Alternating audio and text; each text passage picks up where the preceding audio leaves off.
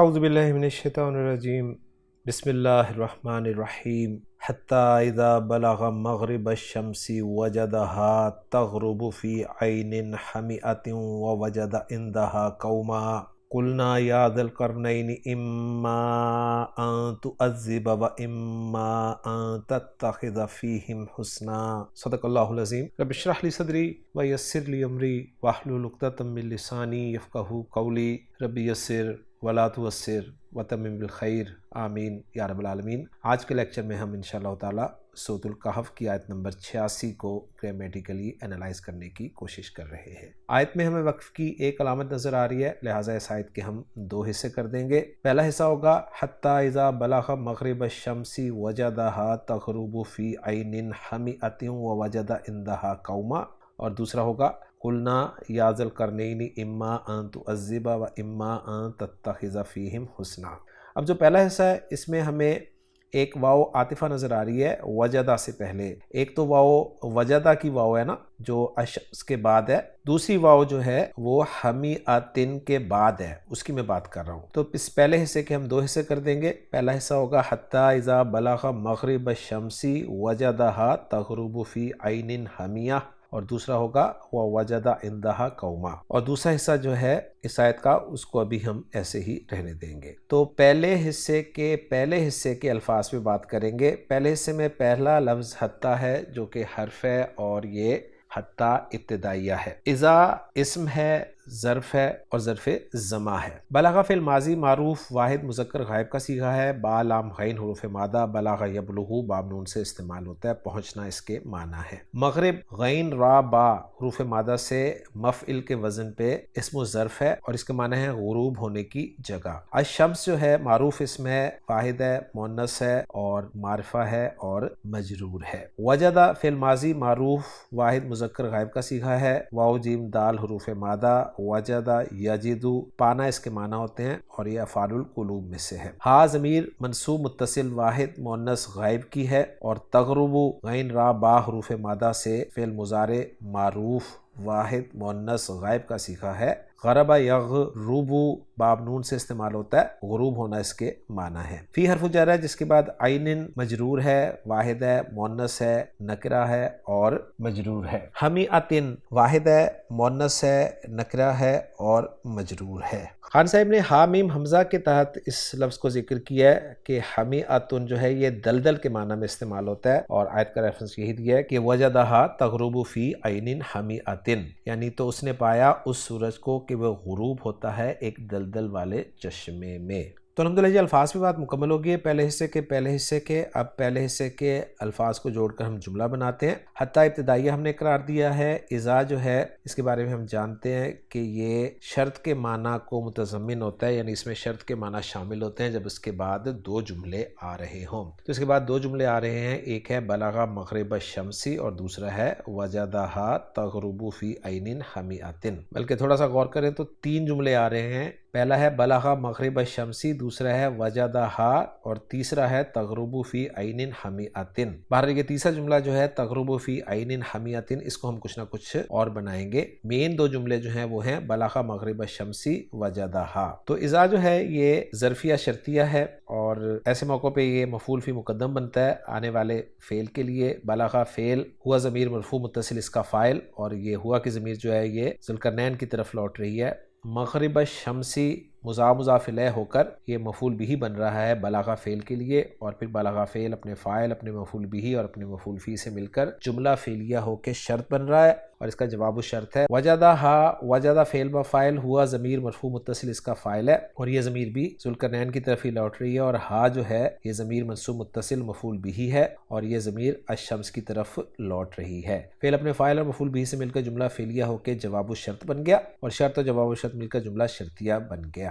تغرب فی عین حمیئتن، اب اس جملے کو میں الگ سے انالائز آپ کے لیے کر رہا ہوں۔ تغرب فعل با فاعل ہے، ہیا ضمیر مرفوع متصل اس کا فاعل ہے، اور یہ ہیا ضمیر جو ہے یہ الشمس کی طرف لوٹ رہی ہے۔ فی حرف جر ہے، عین مجرور ہے، اور حمیئتن جو ہے اس مجرور کی صفت ہے، گویا عین حمیئتن موصوف صفت ہو کر مجرور ہوا فی حرف جر کے لیے، اور فی حرف جر اپنے مجرور سے مل کر متعلق ہو گیا تغرب فعل کے، اور تغرب فعل اپنے فاعل اور متعلق سے مل کر جملہ فعلیہ ہو کر محلن منصوب حال بن گیا وجدہ ہا میں جو ہا کی ضمیر ہے اس سے، اور یوں ہمارا پہلا حصہ جو ہے پہلے حصے کا وہ اینالائز ہو گیا۔ ترجمہ رکھنا چاہیں اپنے الفاظ میں تو کچھ یوں ہوگا، یہاں تک کہ جب وہ پہنچا سورج کے غروب ہونے کی جگہ پر تو اس نے پایا اس سورج کو اس حال میں کہ وہ غروب ہوتا ہے ایک دلدل والے چشمے میں۔ تو خان صاحب نے جو ترجمہ کیا تھا وہی میں نے آپ کے سامنے رکھ دیا ہے۔ اب چلتے ہیں جی ہم پہلے حصے کے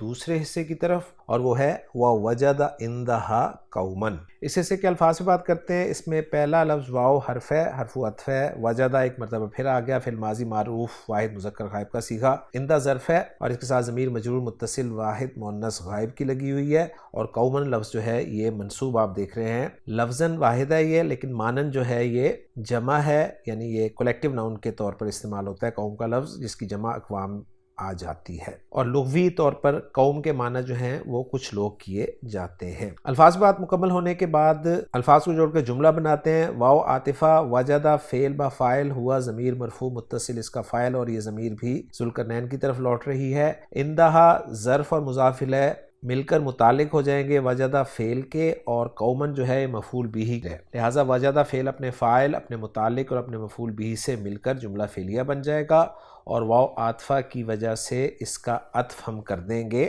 پہلے وجدہ والے جملے پر، اور ترجمہ کریں گے اتنے حصے کا ہم اپنے الفاظ میں۔ اور اس نے پایا اس کے پاس کچھ لوگوں کو، یعنی ایک قوم کو پایا۔ کس کے پاس پایا؟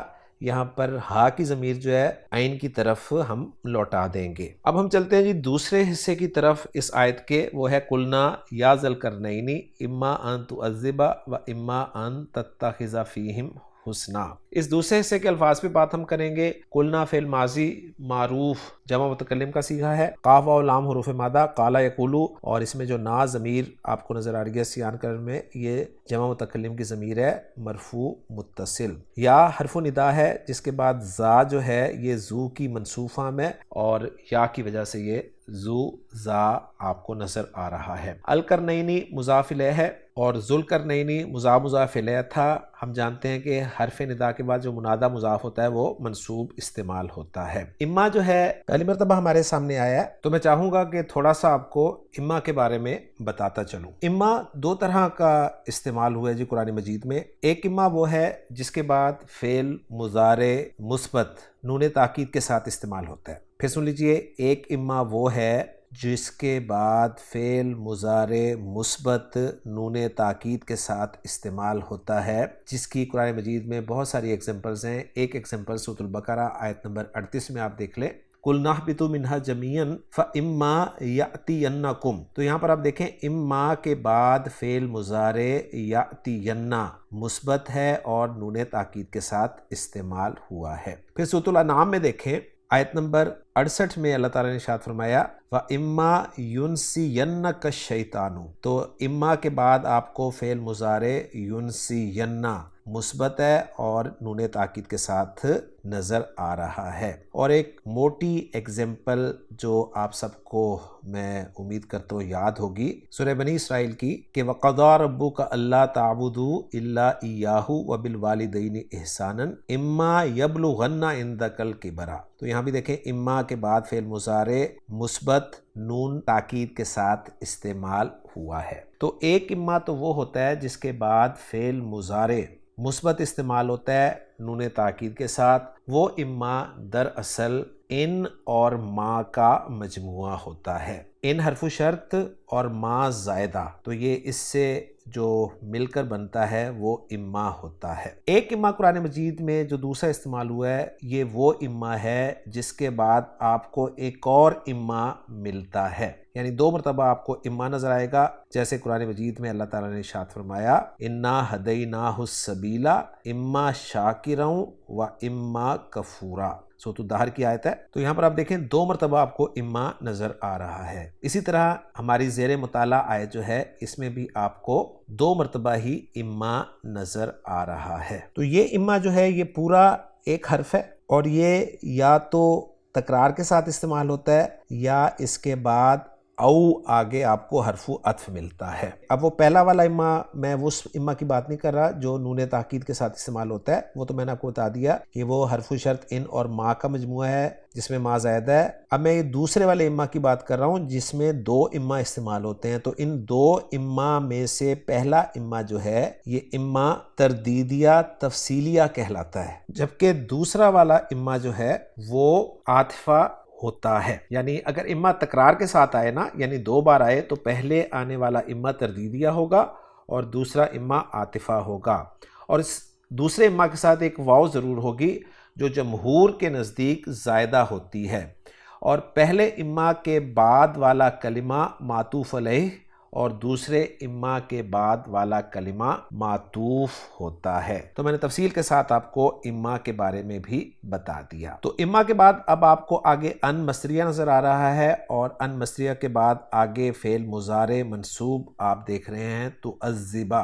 تعذبا فعل مضارع معروف منصوب ہے، عین زال اور با حروف مادہ ہیں، باب تفعیل سے استعمال ہوا ہے۔ عذبا یعذب تعذیبا، عذاب دینا اس کے معنی ہے، واحد مذکر حاضر کا یہ صیغہ ہے۔ واو جو ہے یہ جمہور کے نزدیک زائدہ ہے جو دوسرے اما سے پہلے آتا ہے، اور یہ دوسرا اما جو ہے یہ عاطفہ ہے۔ اس کے بعد پھر ان مصریہ ہے، اور ان مصریہ کے بعد فعل مضارع معروف منصوب واحد مذکر حاضر کا صیغہ تتخذ آپ کو نظر آ رہا ہے، جو کہ باب افتعال سے حمزہ، خا اور زال حروف مادہ استعمال کرتے ہوئے بنا ہے۔ فی حرف جر ہے جس کے ساتھ ہم ضمیر مجرور متصل جمع مذکر غائب کی لگی ہوئی ہے، اور آخری لفظ اس حصے کا اور اس آیت کا وہ ہے حسنہ۔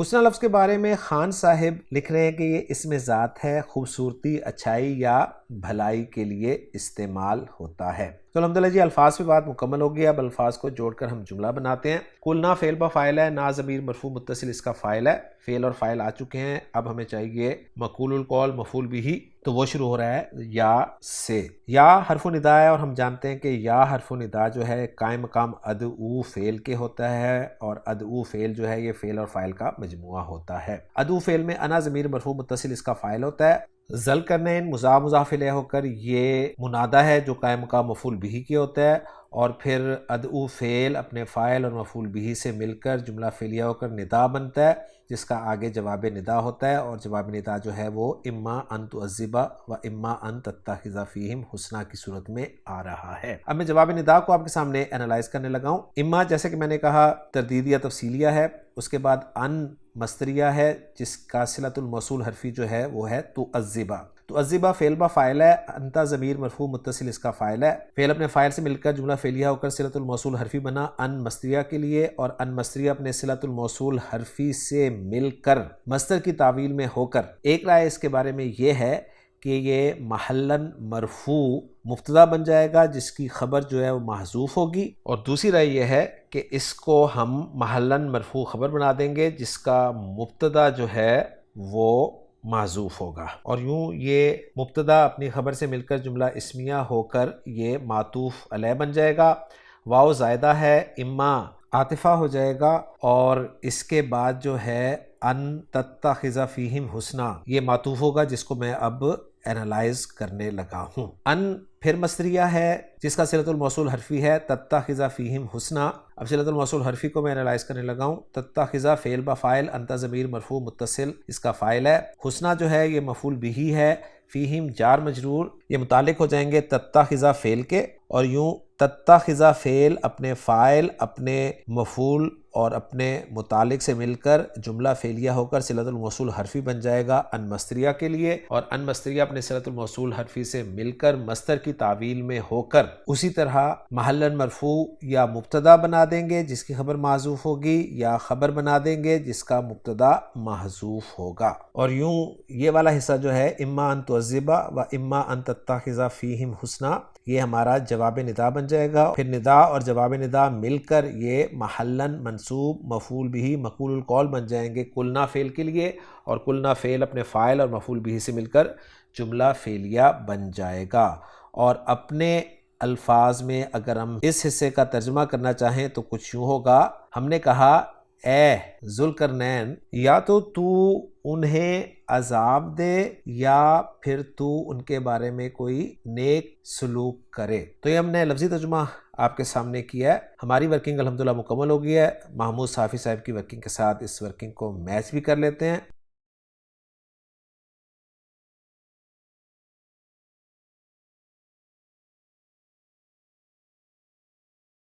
اور اب آخر میں ہم اس آیت کا ترجمہ دیکھتے ہیں۔ عبدالسلام صاحب نے جو کیا ہے، حتیٰ اذا بلغ مغرب الشمسی، یہاں تک کہ جب وہ سورج غروب ہونے کے مقام پر پہنچا، وجدہا، تو اسے پایا، تغرب فی عین حمیۃ، کہ وہ دلدل والے چشمے میں غروب ہو رہا ہے، ووجد عندہا قوما، اور اس کے پاس ایک قوم کو پایا، قلنا، ہم نے کہا، یا ذوالقرنین، اے ذوالقرنین، اما ان تعذب، یا تو یہ ہے کہ تو انہیں سزا دے، و اما ان تتخذ فیہم حسنا، اور یا یہ کہ تو ان کے بارے میں کوئی نیک سلوک اختیار کرے۔ تو الحمدللہ جی آج کے لیکچر میں سورۃ الکہف کی آیت نمبر 86 ہم نے گرامیٹیکلی انالائز کر لیا ہے۔ انشاءاللہ تعالیٰ اگلے لیکچر میں اگلی آیت کے ساتھ آپ سے ملاقات ہوگی۔ سبحانک اللہم و بحمدک، اشہد ان لا الہ الا انت، استغفرک و اتوب الیک۔